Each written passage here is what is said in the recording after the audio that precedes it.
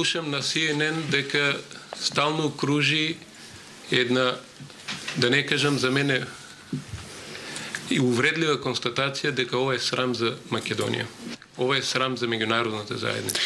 Севкупната светска јавност со своите камери е на граница и само ги следи состојбите со бегалците. Никој од вас не прашува кои се проблемите на оваа влада и нова држава. Многу убаво вие следите оддалеку од Шведска, ги следите настаните. Јас ќе ви предложам нешто конкретно. Пратете 100 авиони на Скопскиот аеродром и пренесете ги во Стокхолм. And transport the refugees to Stockholm.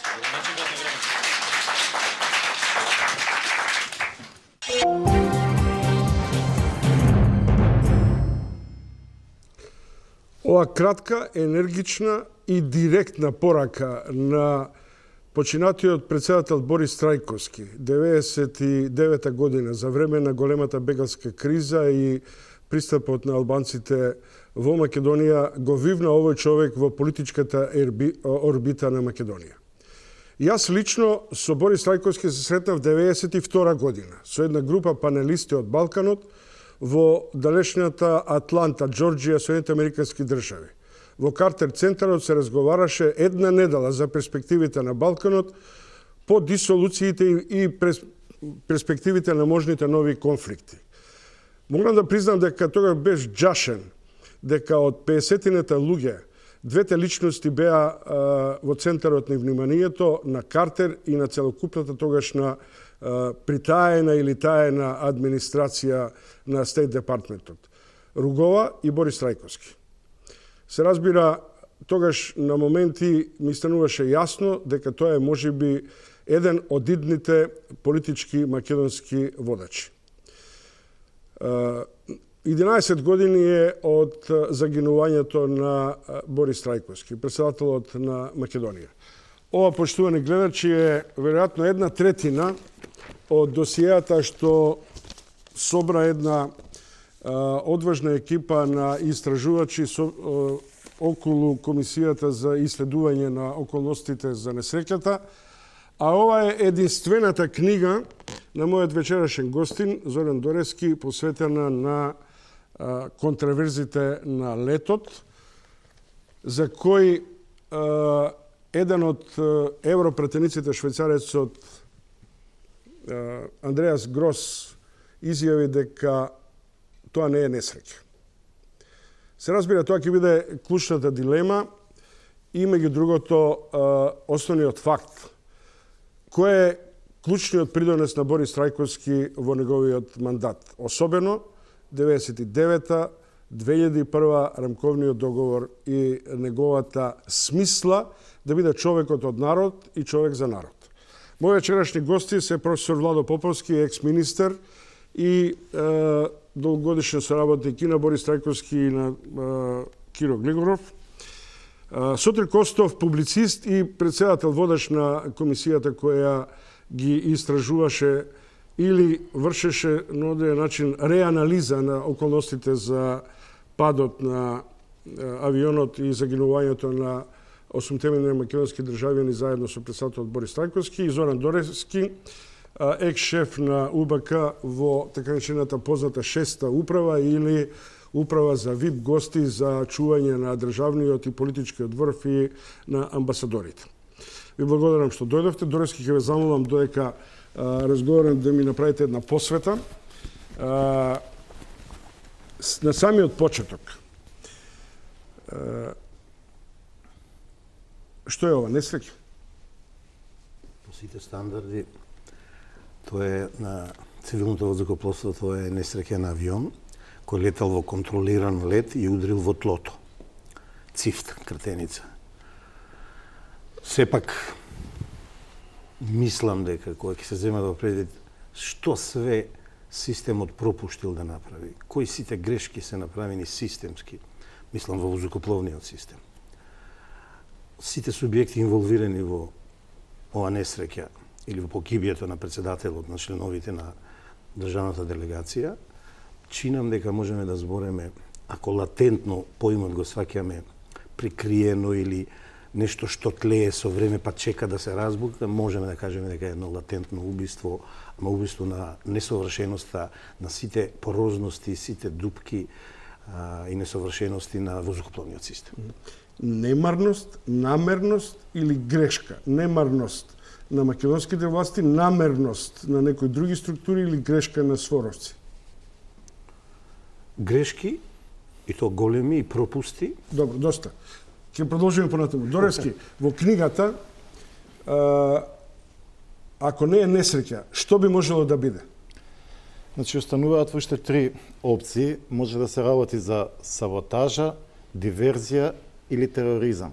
Саботажа на уредите и инструментите на воздухопловот, диверзија со внесување, подметнување, прилепување на експлозивна направа, хипотези кои ги среќававме во медиумите долго време после несреќата, и тероризам, односно рушење на амјавионот со умисла, односно со ракета или... Како успеавте ги соберете податоците? Ги украдовте од УБК? Не, овие се... Или ги систематизиравте од пишувањата и од другите истражни действија? Податоци долго време собирани, книгата почна да се пишува, ако можам така да кажам, веднаш по самата несреќа. И е резултат на една 6-7 годишна интензивно трагање по фактите, податоците и по вистината. Професоре Поповски, како би го од кратка, иако историска дистанца нема уште, би го профилирале Борис Трајковски и неговиот придонес?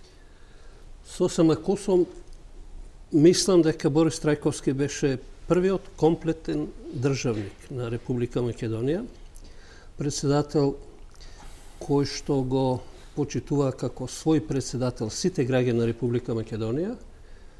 Немаше групација која што се откажуваше од него како председател и да го нарекува граѓанинот, например Трајковски, што не беше случај со претходниот председател. Неговиот придонес е, по моје мислење, огромен, бидејќи судбината му даде да го има мандатот во најтешките искушенија за Република Македонија и мислам дека патот кој што тој го промовираше, а беше и покровител на процедурата да се донесе Охридскиот договор, е вистинскиот пат во кој се донесе документ кој што држи врска со сите историски клучни моменти од македонската историја и со сите настојувања на меѓународната заедница на Балканот да ги решава прашањето на тој начин, што значи тој договор не е паднат од небо, не е исцисан од прстите и не е на ниеден начин со онаква функција како што можеме да прочитаме во некои весници во овој диспут, кобајаги дека Охридскиот договор ја нарушил целината, интегритетот на Република Македонија и ја нарушил државноста, што, мислам, представува не некое тешко обвинување, туку тешка глупост. Добро, професорот Владо Поповски, публицистот, сега би рекол и шеф на оваа владина комисија Сотир Костов и Зоран Доревски, екс-шеф во УБК 6-та управа, која се занимава со обезбедување на... се занимава или основна дејност е заштита на политичкиот државен врв. Доревски, премиерот Груевски вели дека е...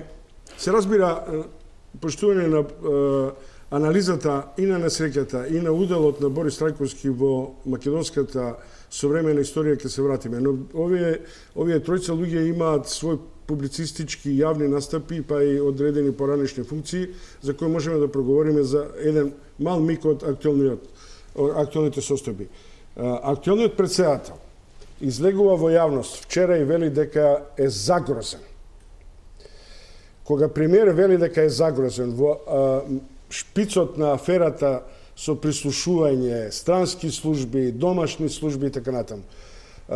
Тоа го базира на информации кои му ги даваат сите служби или е тоа критика до 6-та управа дека не го следи добро неговиот систем на обезбедување? Не, безбедноста на премиерот е одговорност на целиот безбедносен систем. Меѓутоа, дека јас мислам во овој случај не доаѓа во прашање физичката безбедност на премиерот, што би било одговорност на 6-та управа, овдека повеќе во прашање интегритетот, статусот или позицијата и повторно би рекол е слабост на поширокиот систем, ако е вистински загрозен, одошто на неговата лична безбедност. Професоре Поповски, бевте основач на Агенцијата за разузнавање, бевте член на Совет за безбедност на шефот на државата. Кој има контрола вкупно на системот за безбедност, врз основа на кој би можеле да бидеме сигурни дека вакви внатрешни ерозии не го разнебитуваат како што е сега актуелниот миг? Прво вака, јас бев основач на Агенцијата за разузнавање, од кога таа почна да работи под полн капацитет, јас отидов на факултет. Но сепак имам одговор на вашето прашање во оваа смисла, што Агенција за разузнавање воопшто не може да се дефинира како институција која што би имала контрола над системот за безбедност. Во споредба со Агенцијата за разузнавање, многократно е посилна Управата за државна безбедност. Таа беше во континуитет една од најстарите институции безбедносни, кадровски најопремена, може би и најразвиена во својата структура и технички исто така, и никогаш позицијата и нивото на таа институција не можеше да биде доведено, да речеме, на некој начин под прашање како водечка безбедносна институција од страна на Агенцијата за разузнавање. Агенцијата за разузнавање дури мислам дека е една од послабите во системот. Што недостасува? Недостасува формирање на заедница на безбедносни институции, кои што постојат во многу заедници, каде што ќе се определи полето на надлежност за да нема дуплирање, трошење на средства и друго, нелојални конкуренции или непринципијални конкуренции, и каде што би имала една институција определена, во случајот наш соглед на традициите и историјата, тоа пред се би била ДБК, а не агенцијата, која што би ја координирала работата на заедницата на безбедносните институции, кои што ги има 6-7.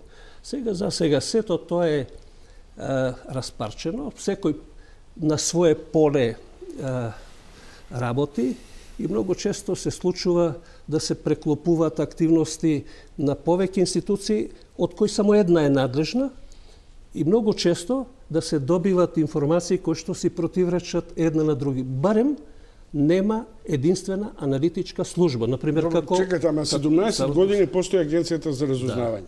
Таа се занимава со... По дефиниција, таа се занимава со надворешните информации за Македонија. Да, надвор од границите. На тоа, за секаква ваква ситуација, во која би можело да има замешателство на странски разузнавачки служби во Македонија, па низ елементарен дипломатски коктелски пристап ќе можете да соберете информација. Прво не треба да ги цените институциите под законската дефиниција, туку треба да ги цените според нивните капацитети, кадровски, технички и искуствата нивни, што значи наталоженото искуство и резултати, и да оцените таа ли е носечка или не. И конечно, службите надворешни, доколку се вклучуваат или влегуваат во мешање на внатрешните системи, тоа е типично поле на ДБК. Само мала дигресија, бидејќи тоа го знам, изворно дури го знам, дека се случуваат белградските настани, рушење на режимот на Милошевиќ, и Борис Трајковски се јавува на вашиот наследник, на Доста Димовски, кој беше шеф на разузнавање, и прашува што станува во Белград. Шефицата вели, еве нашите нели сега ќе се ангажираат и ќе добиеме информација, Борис Трајковски, како што го дал Господ непосредно, тоа изворно не го каже, вели, отвори ТВ Србија, ќе види што се случува во Белград. Ако е тоа знак на разузнавањето. Ево, например, едно реферирање ке председателот Глигоров, мислам дека во последната година од неговиот мандат, и тоа во Охрид беше, на ДБК главен и одговорен Верушевски, сегашната актуелна личност. Во неговото реферирање имаше информации кои што беа типични за агенција за разузнавање. Сето тоа беше што надвор се случува, што значи дека таа управа никогаш не се откажа од разузнување и одржуваше паралелен капацитет со една негативна конкуренција кон агенцијата. Дораски, дали сега остана или не, не ми е познато. Во ова познато. студио Љупче Георгиевски го интервјуирав и го прашав дали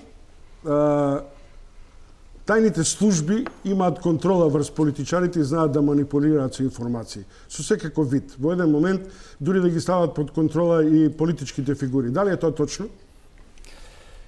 Па, странските служби не би рекол Не баш странски, директно. домашните зборови. А службите треба да достават, службите имаат свој производ, тој производ е анализата, информацијата и благовремено испратениот податок. Слушав професора што каже или вашиот пример за Белград, поентата на разузнавачката служба или на безбедносните служби е да ги предвидат и предвремено да ги известат нашите политичари што ќе се случува во таа држава, за да овие можат да заземат благовремено став или позиција. А иначе, ако ние ги следиме настаните преку телевизија, тоа е веќе многу касно. Секако службата со пласирање на определени информации, на сознанија, на анализи, делува на одлуките на председателот и во зависност од интерперсоналната релација меѓу председателот, премиерот и првиот човек на таа служба, стекнатата доверба, блискост и така натаму, исклучително многу и влијае на неговите одлуки и потези. Имено, јас би додал тука со пример.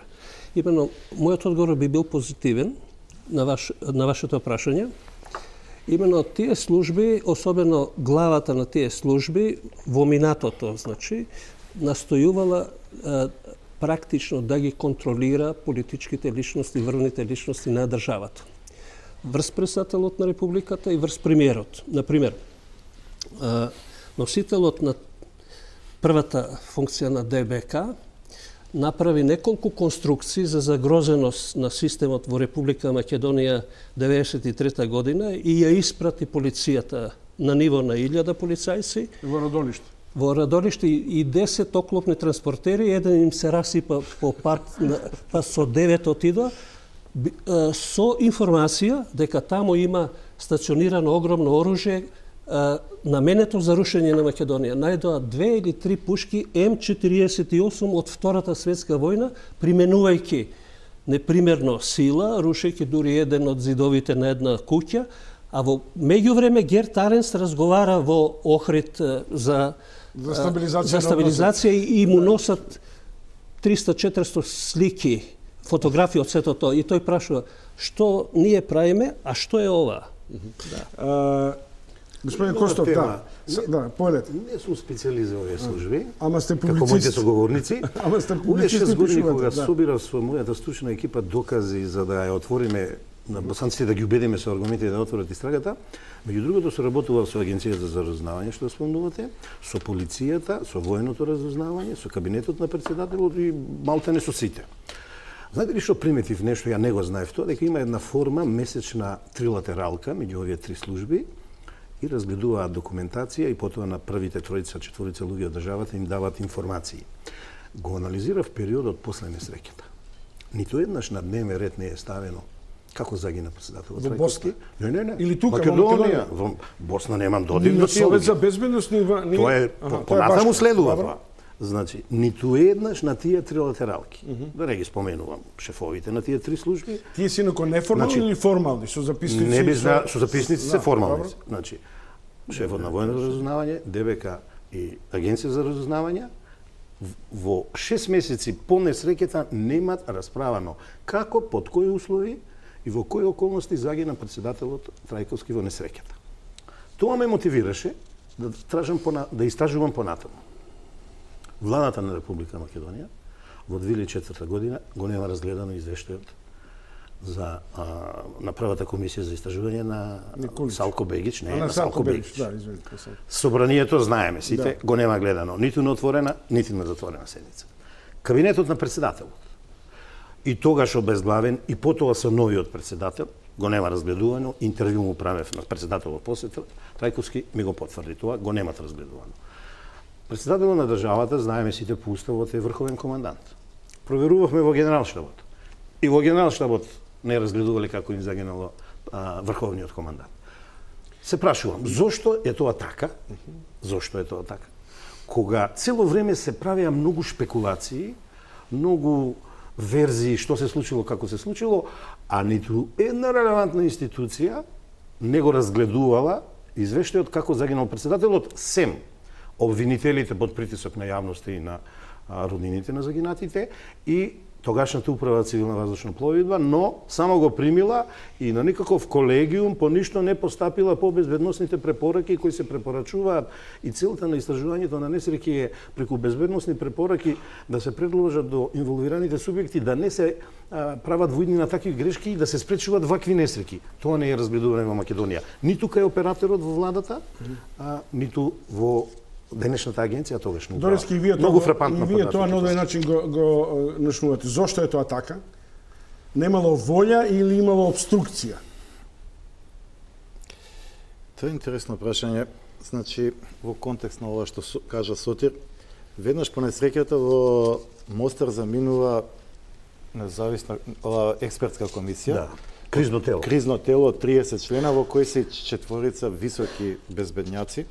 И на првата средба со силите на СФОР, со босанските представници, во ниту еден момент не се поставува прашањето дека дали е можно нешто друго, сем несреќа. Него првата презентација е несреќа и веднаш е прифатено.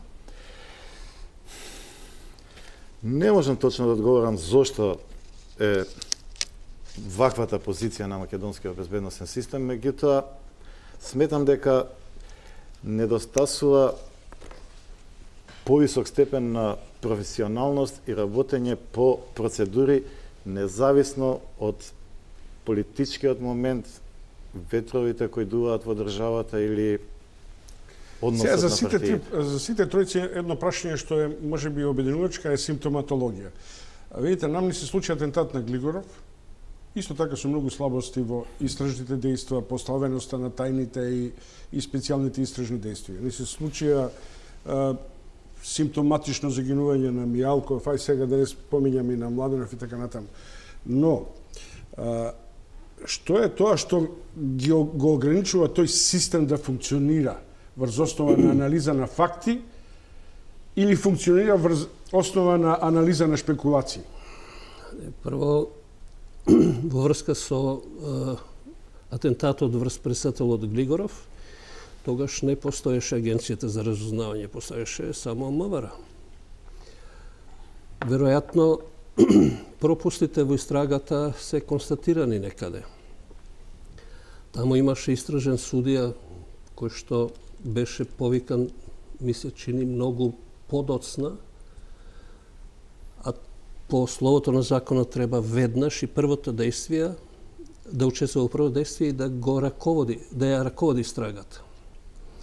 Што значи дека тој беше дури подоцна со што се индицира неговата позиција во однос на полицијата. Понатаму, не знам што стана со тој човек, го снема тој човек, мислам, се напушти таа истрага, тој мислам не е ни... Добро, зошто е симптоматологијата на ова што господинот Костов го вели дека системот не анализира, безбедниот систем не анализира клучни аспекти врз основа на кои е формиран и зашто мора да функционира?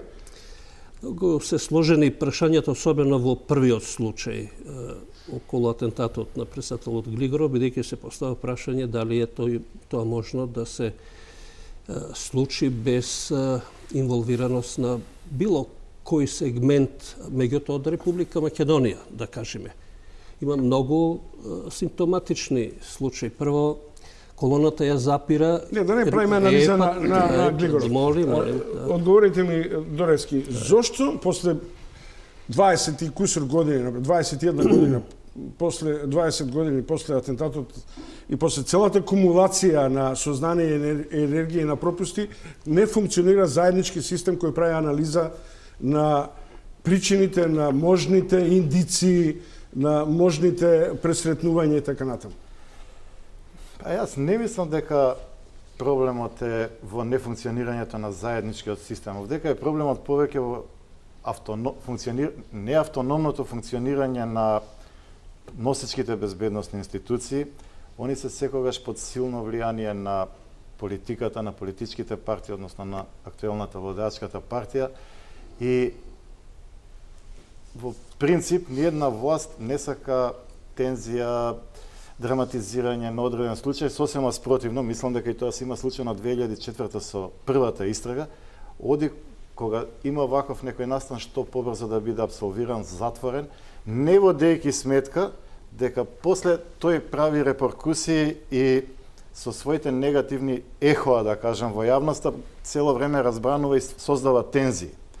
Значи, брзото нагло затварање на случајот, пропустите во истрагата што ќе се направат, затоа и се појавија толку контраверзии, затоа и овој случај со Борис Трајковски 10 години беше актуелен, постојано во медиумите, кога ќе дојдеше овој период се јавува на прва страна, постојано се поставуваше прашањето зошто не е направено ова, зошто пилотите тргнале во предвремено слетување. Костов, има една работа која ми сакам да кажам дали ја истражувате.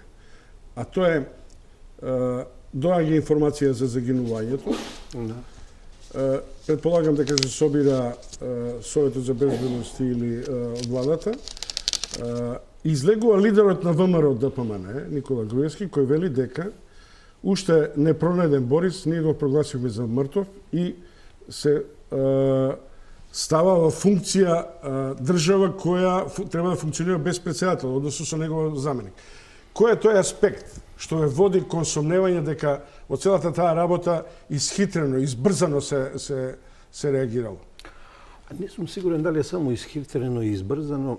Ја малку специфично гледање на оваа работа, а многу го анализиравме тоа, бидејќи тоа не е вон воздухопловната истрага, но имавме и такви ингеренции.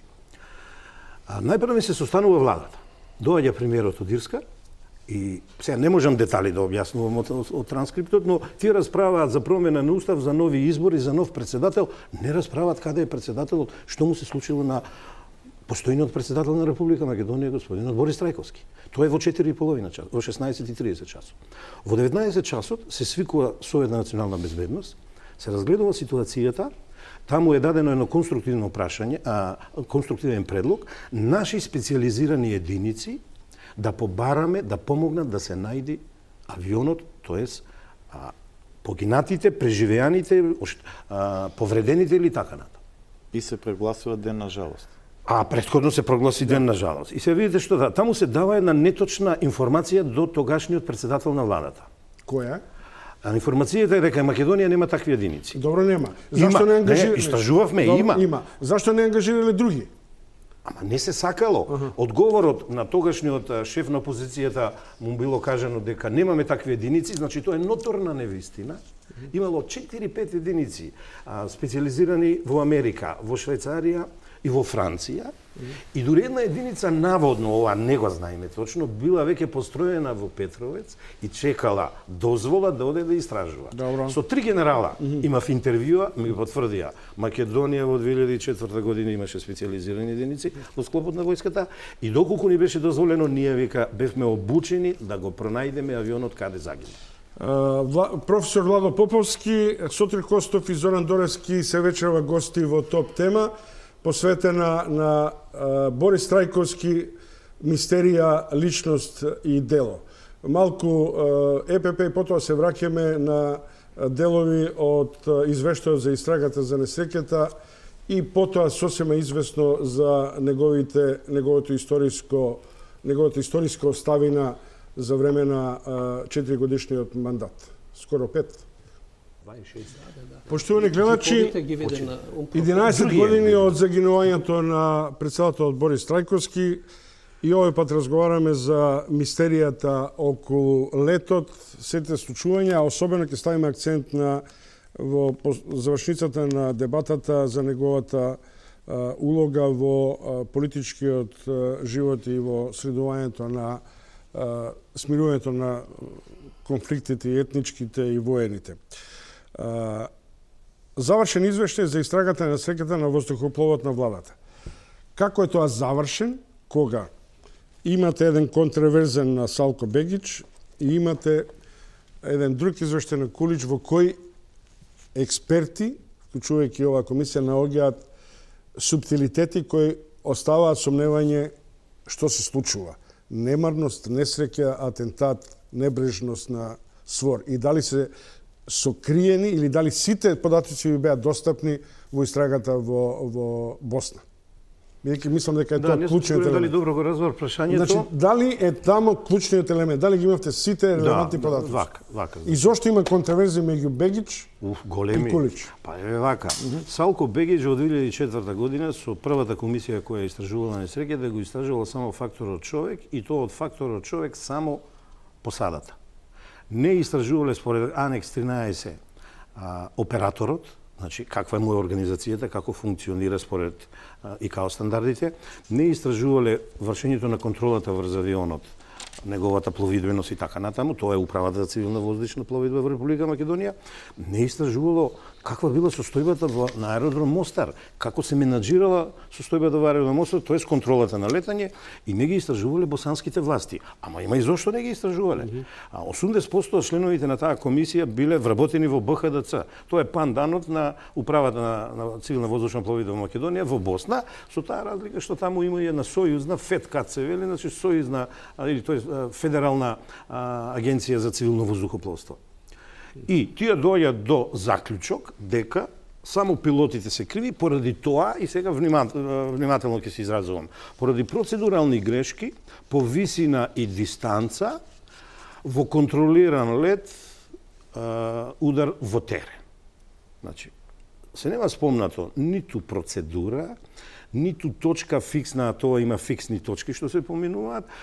И еве разликата сега што вели втората комисија која вели авионот паднал директна причина е грешка на посадата или поточно симнување, тоа е спуштање на авионот под последната безбедна точка MDI според процедурата која изнесува 1810 фити на процедурата издадена од Джепсен со сите генерали, значи контролиран лет удар во терен. Што е разликата? Вие можете да направите кога имате непрецизен приод на аеродром, како што е Мостар, бидејќи немал радар и АЛС, систем за прецизно слетување. Вие може да направите процедурални грешки на било која фиксна точка. Ако влеземе во таа работа, мислам дека на гледачите нема да им биде најјасно. Сакам директно да ја прашам. Ако се подготвува лет на председател на држава и за вас двајцата, да, сосема извесно дека тајните служби, неговото обезбедување треба да ги анализира сите околности. Да. За летот прво дава согласност тајната служба, а потоа се организира летот. Да. Зошто е дадена согласност да се лета во такви услови во кое и на таа линија на која било сомнително и тешко да се слета во Мостар? Дали има немарност, пропусти или има грешка на посадата или грешка на СВОР? Пред грешката на посадата, грешката на посадата е предизвикана од нефункционирање на средството за навигација од Мостарскиот аеродром и неисправната процедура за слетување која е за воени летала, а не на цивилни. Да се вратиме во Македонија. Значи, операторот, секторот за превоз со авиони не функционирал по ИКАО стандардите. Од предвидени 11 вработени, само хигиеничар вработен. 3-4 пилоти со договор за дело. Цивилното воздухопловство стандардите на функционирање не го дозволуваат тоа. Значи, нема диспечерски центар кој ги припрема летовите. Го укинале. Не, мислам дека сте поподатливи. Дали на Борис Трајковски сте му доставиле јасна процедура, дека сте заклучили и може да се лета, дека е безбедно, дека треба да и така натаму, што е сплетна анализа на шестата управа и на сите други сублимати? Не, за овој лет немало доставено ништо до председателот и мислам дека службите кај нас се нерезистентни и неотпорни, да не речам, на наредбите на ВИП личностите, би рекол на желбите на ВИП личностите. Председателот во конкретниот случај морал да стигне во Мостар и имал настап во 9:30 часот и по секоја цена брзал да дојде до 8 часот да слета на Мостарски аеродром. На тој начин е изфорсирана посадата со еден ран лет, со една слаба подготовка, како што утврди истражната комисија, да тргне во еден вака ризичен потвар.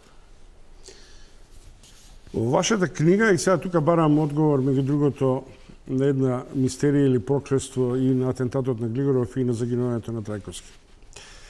Кај Глигоров тоа е врзано веројатно и околу оние матни блокади и поврзаноста на мафиите овде со огромните профити. Меѓутоа, вие во вашата книга истакнувате една многу индикативна информација дека председателот се враќа од САД пошто со указ се пензионирани 500 офицери и група генерали на АРМ кочничари на реформите. Па потоа велите дека работи на подобрување на односите со Кина после тајванската авантура на двоецот Георгиевски-Тупурковски. Па потоа мощна и индикативно зборувате дека ја враќате идејата дали методист може да биде председател на Македонија во услови на прашањето што му било поставено како тоа методист во христијанска Македонија, односно во православна Македонија на може CNN, да. Кога тоа сето вака ќе го склопите и кога ги додајате уште МРА, овие сите тајни служби кои од овде после функционираа, одеднаш добивате слика, не знаете кој се може да биде заинтересиран да го нема Борис Трајковски. Добра, книгата за разлика од истрагата е послободна и она се бави, повторно ќе се вратам, значи првата истрага не даде јасен одговор дека точно и прецизно и експлицитно се работи за воздухопловна несреќа. Што не можеме комплетно да го затвориме прашањето како воздухопловна несреќа, автоматски се јавуваат тезите за заговор, еве да кажеме. И овие цитати што ги излековте, кога имаме заговор, мора да има мотив. Мотивот потекнува од активностите што ВИП личноста ги работи, ги превзима и на некого му ги нарушува интересите или ги нарушува избалансираните и дотогаш поставени односи. И во тоа трагање дали постоеле мотиви за да се намерно собори воздухопловот на Трајковски, поентата е анализата на неговиот политички живот или активности. Меѓутоа, мислам дека на крајот така и завршува тоа поглавје, дека не може да се најде основ од кој ќе се извлече заклучок дека некој бил мотивиран да превземе радикален чекор против председателот. На почетокот ве внесов во интригаштвото на актуелниот миг, ама самиот факт што ми го враќате терминот заговор, ме носи на помисла да ве прашам сите тројца, кој има интерес сега да прави заговор, разузнавачки, домашен, странски, да ја дестабилизира Македонија? Внатрешните полициски разузнавачки служби, спрегите нивни со надворешни или политичкото интриганство во државата? Бидејќи не сте више актуелен таен агент, имате можност слободно да елаборирате. Видете вака, за жал во Република Македонија не развивме еден институт, безбедносна проценка, односно проценка на загрозеност и безбедносна прогноза за председателот или премиерот на државата, додека тоа е редовна практика во секоја европска, па би рекол секоја држава во светот. И кога се прави таа безбедносна проценка или проценката на загрозеност, се земаат неколку елементи клучни како основни во предвид. А тоа е односот, еве би зборувал конкретно за Македонија, на премиерот или на председателот кон светските играчи, а тоа е или статусот негов или неговата позиција во однос на светските играчи, значи тука зборуваме Русија, САД, Кина, во однос на второто ниво европските играчи, Германија, Франција, Англија и Европската заедница како систем, и третото ниво е односот на личноста кон обкружувањето или соседните држави. Какви се неговите ставови, позиции и така натаму, тоа е во делот на политичкиот план. Втори е економскиот, третиот е социјалниот и четвртиот момент е верскиот или односот кон верските заедници. Професоре, кој има во овој момент идеја, потреба, кој е домашниот играч за дестабилизација внатрешна на Македонија. При што не зборуваме за суштината, дека сепак има прислушување масовно и дека никој не ги демантира прислушуваните и текстовите, односно содржината на моменти на примитивните диалози на актерите, новинарски, политички и така натаму. Прво, се наоѓаме, например, при вакво прашање само во сферата на шпекулации. Бидејќи се уште нема сериозни индикации за да насочат некој позаснован одговор на вашето прашање. Имаме најава, нели, дека тоа имаме пред се од страна на премиерот дека тоа ќе оди по процедура на надлежните институции, дека процедурата ќе биде транспарентна, јавна. Ама баталете го тоа. Премиерот провалува низа информации надвор од процедурата. Дури зборува за материјални грешки. Он вели дека обвинителството дал налог да се за ПИМ, за Зоран Заев да се следи во ова, иако обвинителството покренува, истражен судија дава налог за следење. Така што тоа не ми е индикација. Ја ви зборувам за стратегија. Прво вака, да, на некој начин. Може повторно во сферата на хипотези, нели? На хипотези, ние немам никакви податоци. Ниту вие имате, ниту ние имаме некои податоци.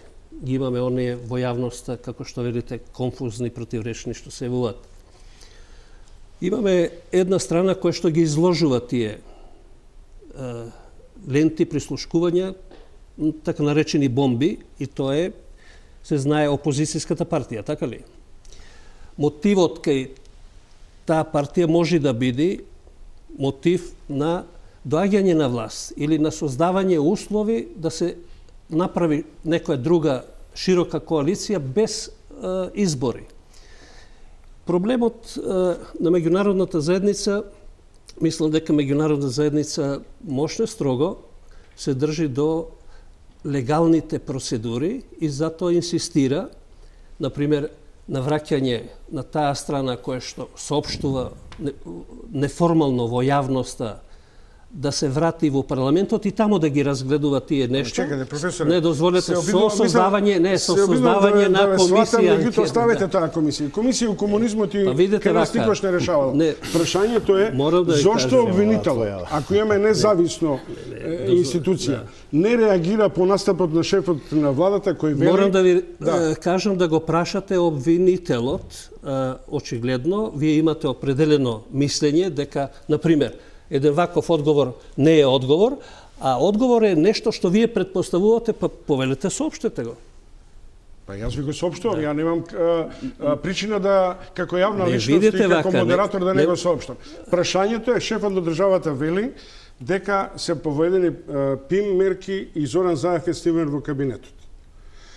Тоа... Да, имаше таква информација. Тоа не е информација, за него е јавно. Тоа е спротивно на процедурата. Шефот на држава, премиерот, може политички да елаборира, но во целиот тој случај е странка, заедно со обвинителот и заедно со Заев и така натаму. Не реагира, молчи. Пред судот се странки. И во претходната постапка се странки. И во претходна предистражниот судија. Значи нема никаква информација и нема никаква реакција, молк.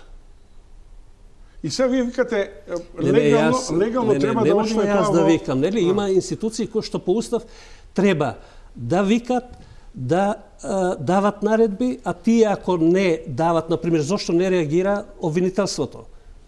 Прашете го Зврлевски. Вие сте 25 години активен на политичката сцена. Не сакам да шпекулирам. Јас сакам да ја прашам директно. Нејасна и конфузна дали ќе се доведеме во ситуација, наместо меѓународни посредници на диалогот, да ни дојде меѓународен истражител или меѓународен обвинител? Јас не верувам дека они ќе инсистират на домашните институции. Добро. И Костов. Да. Ја ќе бидам многу краток. За мене ова работа е дежави. Па еднаш ја видовме. Па, сетете се големото уво Бранко Црвенковски, доста Димовска и веќе починатиот Борис Трајковски. Ја вака поставам. Зошто секој пат само кога еден политички субјект е во опозиција, се случуваат вака крупни афери и секој пат се на штета на државата? не велам на власт. И само би додал. Иако може би е рано, професорот е во право да се даде цврст став, ја вака би рекол. Најмногу ќар од ова има јужниот сосед, кој знаеме во што не To je sumnjenje. спречува. Знаеме што све има преземано и кон Киро Глигоров, што све му А нудел зашто и не така би имал натаму. ќар и северниот сосед? Ако трнеме по таа логика. Би си изразил тоа, ама да докажам мислава. Да умножиме шпекулации. Да докажам мислава. Значи, нашол плодно тло Да. во субјектот. Ево, да не зборувам со еуфемизми, Социјалдемократскиот сојуз. Така Заев се шетал многу во Грција. И еве сега се изнесува нешто што мисламе ван сите стандарди и правила. А нема да ми замерите, јас и вие сме пријатели, проверете кој го издава налогот. И ја мислам дека е издаден налог. Јас сум бивши обвинител. Порано беше таква поставката вие што кажувате. Ја мислам сега големата улога е на обвинителството, помала е на истражните суди. И јас сум длабоко убеден дека таков налог, таква мерка е дадена, а без таква мерка ја мислам премиерот немаше да излезе во јавност. Дорески вие се Има една разлика меѓу Црвенковски и сега. Црвенковски во собранието, мислам, ги изложуваше. Да, во право сте. Сегашниот Во право сте. господин Заев не во собранието, туку Дорески завршите Да, уште. сосема Вие сте па, право. да се вратиме на Борис Трајковски. Мислам дека многу е во почетна фаза целиот овој, да кажам, политички инструмент кој е употребен во оваа ситуација за да може, како што рече и професорот, да дадеме некое релевантно мислење. Меѓутоа, исто така сметам дека обвинителството е во моментов клучниот играч што ги води посебните истражни мерки и веројатно дека тука не би се направило грешка во чекање. Директно вас би прашал, бие сте долго време оперативец. Која е таа моќ и сила која ја става тајната служба вон контрола и има таква лепеза на слушање? И второ, ако не слушала, што не направила за да се спречи тоа? Да, цело време тука е клучниот момент изворот кој е и власта нели или позицијата ја преферира тезата со разузнавачката служба и контратезата дека податоците се излезени од внатрешен извор, што и двете тези во моментов негативно имплицираат према самата служба.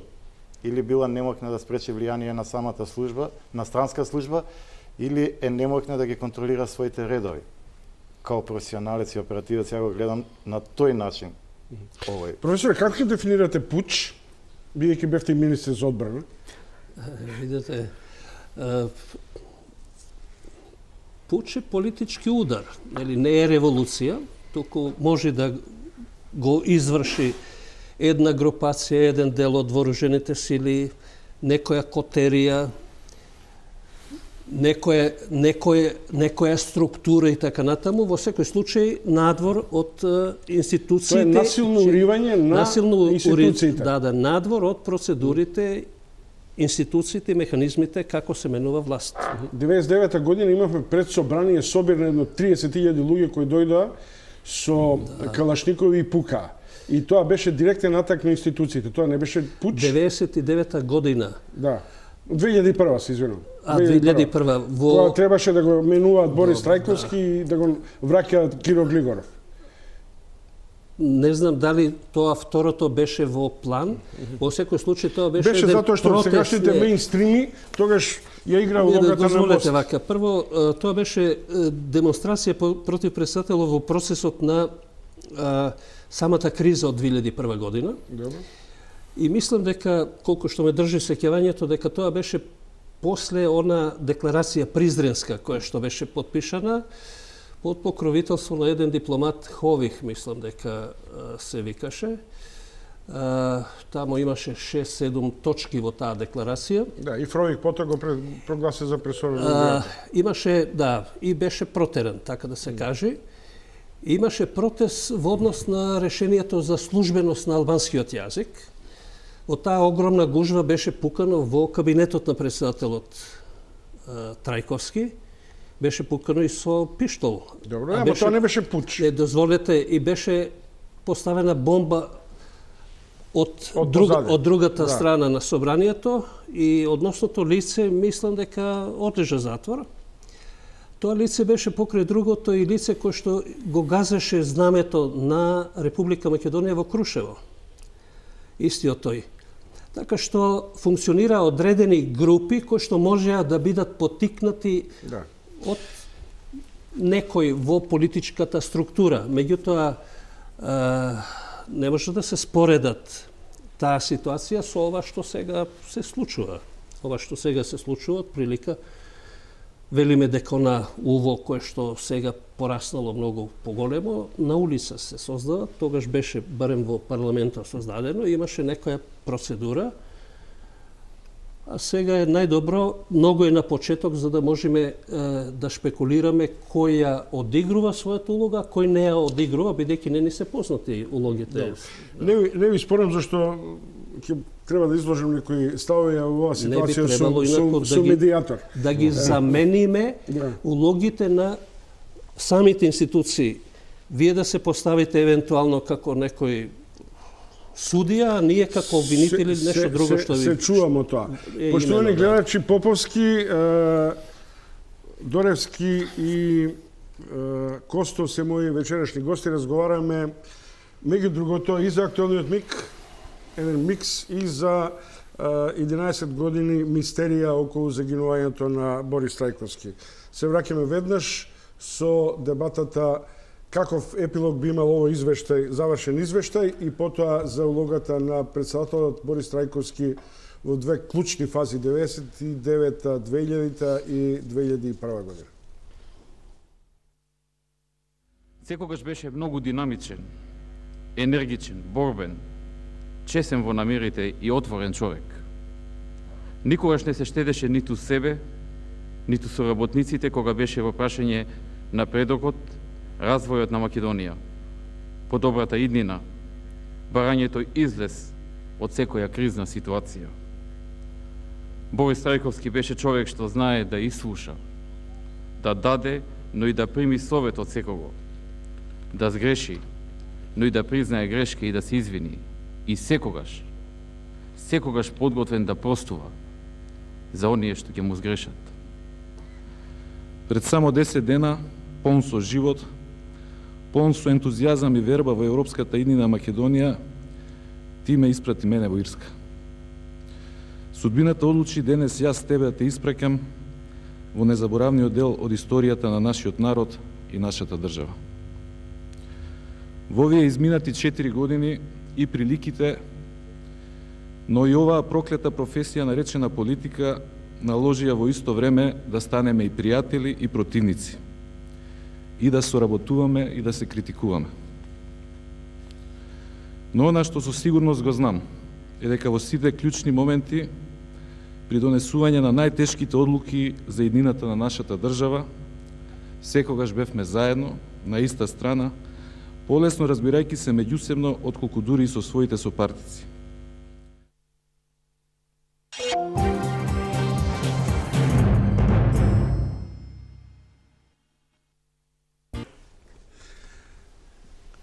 Поштовани гледачи, енигмата од загинувањето на председателот на Македонија Борис Трајковски. Господин Костов, извештајот е готов, на влада е разгледан, форумот да организиравте. Што ќе правите? Ќе го замрзнете обвинителот повторно за да не се оптовари многу со работа па да отвори постапка за истражување или евентуално против НН сторител за немарност, небрижност, умисла? Ние никога не сме го замрзнували обвинителот и некоја случајно се, само со овој обвинител во овие 6 години сме досега соработувале за предметот погибието на Борис Трајковски. Да не ги споменувам, другите нешто не беа расположени. Дали Шоргилски, дали Скопскиот обвинител поранешен и така натаму. Терио Зиков како беше. Добро, и не е битно името. Не беа расположени. Зврлевски, кога беше обвинител на Скопје, ни помогна многу. Некои докази успеавме да дојдеме на легален начин, што босанците не ги крие. Има една шпекулација која тврди дека Сотир Костов ова го насочува кон немарност на стручните служби во владата во времето на Бранко Црвенковски, во времето на милениците на Бранко Црвенковски, и дека сега треба Груевски да му дојде до глава на Црвенковски преку оваа несреќа на Борис Трајковски. Не. Предолго работиме да нешто сме фокусирани за одреден период или било што. Факт е многу сгрешила операторот владата на Република Македонија, но тој е по широкиот контекст. Како воздухопловен стручњак, ја го гледам по тесниот контекст на аеродром Мостар. Свор. Тој што ја направил процедурата, тој што дозволи на цивилен лет му дал по воена процедура да лета со многу пониски минимуми, тој што инсталирал преку француска врска на старо купено средство ВОР-ДМ за навигација неисправно. Верувајте, моите жаложби се таму најмногу насу. Секако не ги порипувам овие грешки, бидејќи би бил непринципиелен, би бил дури не стручен ако замижам пред грешките на управата за цивилна воздушна пловида, не вршила перманентна контрола. Тоа се провлекуваше со години, сега веќе не е така. Сега имаме... Дорески, дали шестата управа испрати писмо, нормално, нели, во комуникацијата со Мостар, со босанските, француските, дека лета председателот на државата, да му се обезбедат спецмерки за безбедност, прифаќање и така натаму? Да. Клиренс. Писмото беше испратено преку Министерството за надворешни работи и летот имаше статус на VIP лет. Да? Да. Затоа, дали така наречени клиренси. Дали беа информирани и навигаторите, контролорите, војниците на тоа не го знаеме. На СВОР? Не знаете. Има фама со нив, ги немаше едно време. Ја ги носам вечерва со мене и им е земано изјава, она кратка воздухопловна, што е зачудувачки кратка, едно пасувше 28 февруари, и она обвинителско-судската на 13 март. Тоа е неправилно постапување. Контролорите се сослушуваат на лице место, да не ги дадат најбитните податоци за последната позната позиција на авионот, да им се провери алкотест, крв, урина и веднаш да се испратат, тоа веднаш е од ден-два, на проверка на ворено преиспитување на компетентност. Ништо од тоа не е направено. Да ги оставиме безбедњаците за миг, да се вратиме на политичката и државничката мудрост на Борис Трајковски. На почетокот го дефиниравте. Дали без Борис Трајковски можеше да има успешна медиација за завршување на воениот конфликт и за донесување на рамковниот договор? Прво, не можеме да го абстрахираме постојањето на Борис Трајковски, туку треба да го дефинираме неговиот однос. Мислам дека председателот Трајковски се разликуваше од претходниот председател прво по тоа што поинако ја гледаше и дефинираше Република Македонија.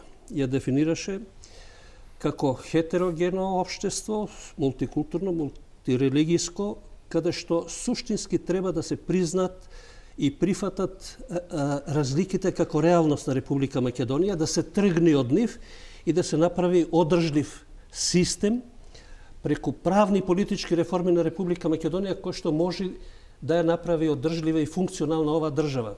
Не беше таков концептот на председателот Глигоров.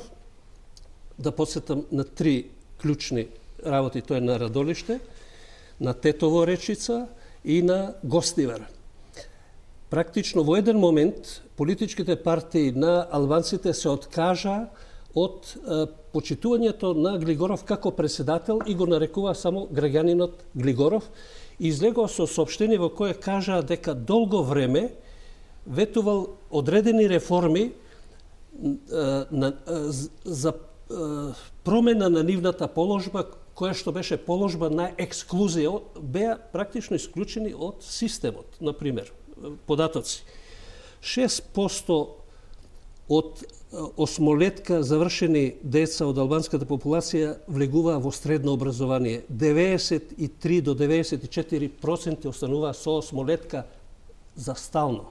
1,5% имаше на универзитетите, а 94 година според пописот што се направи со помош на европски пари, со 23% во населението 5,1% имаше со високо образование албанци кои што стекнале било каде високо образование, а во службите, во јавната и државната администрација учествува од 2% до 6%. Само дозволете. Да. Значи, кога беа отворени прашањата за инклузија, за вклучување во системот врз рамноправни основи, без декларации, туку со реална рамноправност, не функционираше тој систем во тоа време. Ако албанците не го сакаа, условно кажем, Глигоров, ние имаме еден парадокс. Да. Македонското лидерство имаше ист таков однос кон председателот Само да ви Трајковски. направам разлика, за да можете да ја Да. направите вистинската дистинкција меѓу двата председатели.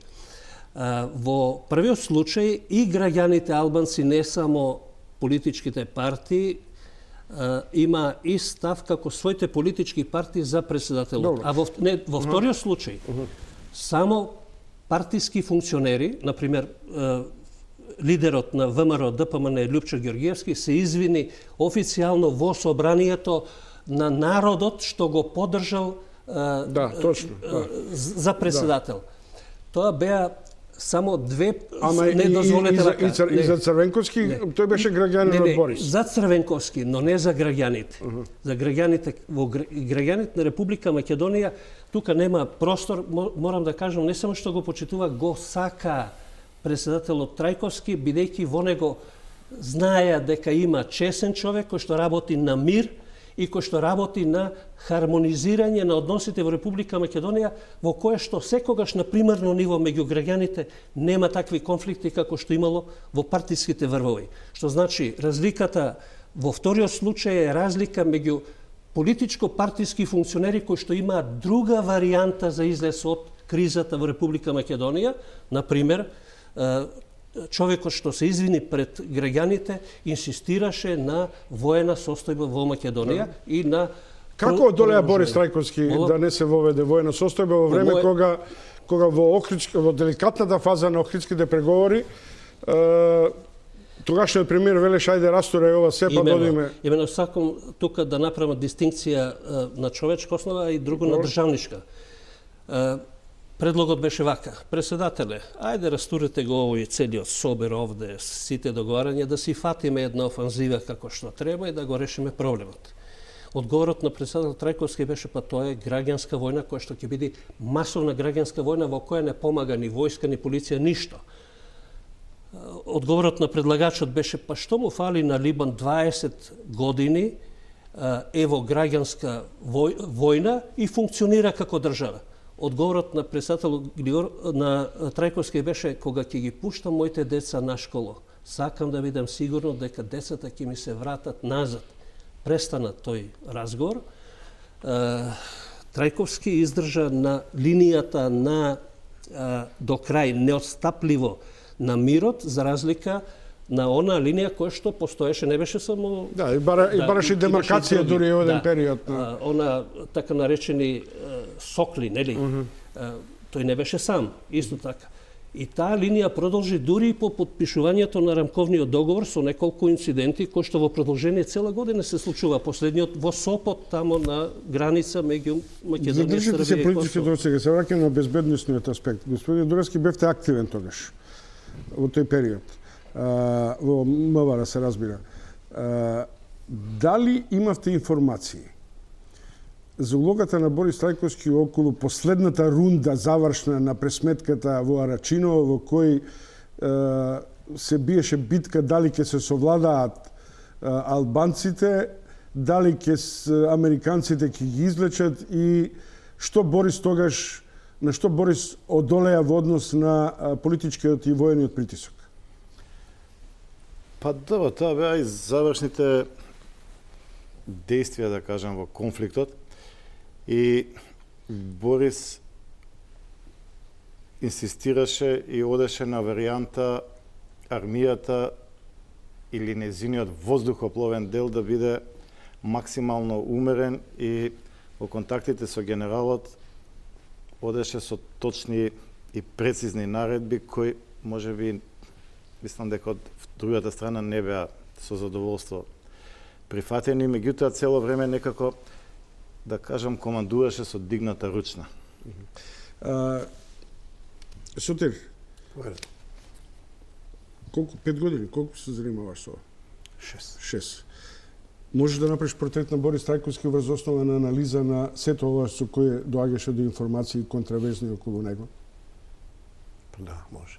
Како би изгледал? Млад, модерен политичар, кој 99 година се кандидираше председател, единствен без багаж комунистичко-социјалистички, за разлика од останатите кандидати, така и го избраа, отворен, поштен, чесен, како што рече професорот, тој беше лидер кој служеше.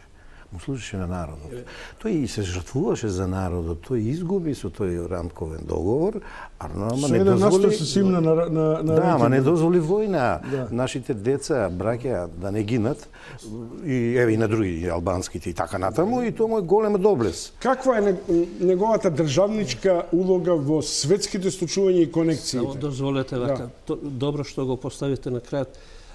Имено, тој е председателот кој што за жал, единствено создаде толку големо пријателство со соседните земји. Месич, Коштуница, Джинджич, Прванов, Алфред Мојсију, па и Коста Симитис. И Симитис, да. И Симитис. Немаме ги собра во Скопје. Немаме ниту еден председател кој што тоа го оствари. Не беше председател како што беше претходниот кој што чекаше да му дојдат на поклонение како најстар што имаше автооценка своја и така натаму. Ниту беше председател кој што од големите сили очекуваше да го решат проблемот бидејќи на Македонија и се прави голема неправда, туку сам тргна да ги решава тие прашања. Тоа е едното. Второ, во светски рамки ниту еден председател до сега, и мислам за жал со оглед на сите ситуации и на она општиот рейтинг кој што се наметнува спонтано кај сите, нема да го има тој степен на прифатеност како што го имаше председател Борис Трајковски, кој што директно креваше телефон и можеше да разговара со Солана, со Роберсон, со Колин Пауел и со Буш. Не само со Буш, туку и со Игор Иванов. Тој беше министер за надворешни на Русија. Да. Со сите. Конечно, ако ја се сеќавате и на телеграмата за сочувство и на Путин, имаше едно големо почитување кон председателот Трајковски. Председателот Трајковски знаеше дека Македонија е европска земја, дека припаѓа на европските асоциации, дека припаѓа во таа смисла и на евроатлантските асоциации, но апсолутно соработуваше без никакви предрасуди со оглед на културни, политички, економски и други интереси со сите источни земји и така натаму. И он беше звезда во таа насока. Можете било кој сликовница од неговите книги да видите и да видите дека еднакво го прима династиите, представниците на династиите, председателите на светот, бидејќи во него согледува една позитивна енергија. Се сеќавате ли на Проди, кога дојде да соопштува, кога ја соопштил одлуката за закон за договор за стабилизација и асоциација, дека Борис Трајковски го напуштил својот микрофон, отишол, го прегрнал и се вратил на никој тоа. Јас го молам режисерот Ангеловски додека ја затварам емисијата да пушти инсерти од погребот на председателот Борис Трајковски. Поентата ми е следна. Не ги гледам, но мислам дека одат на програма. Веројатно, после смртта на Тито, во Европа се нема собрано толкава државничка и политичка елита во Скопје и при тоа да им одам признание на шестата управа и на да се организира исклучително изворедно организиран погреб и присуство на таа државничка елита во Македонија. Поштовани гледачи, Борис Трајковски пред се енигмата околу неговото загинување веројатно уште подолго време ќе биде предмет на разновидни истражувања. Јас на моите вечерашни соговорници им благодарам. Професор Владо Поповски, Сотир Костов и Зоран Доревски. А утре повторно на темата прислушување и новинарите со Боби Христов.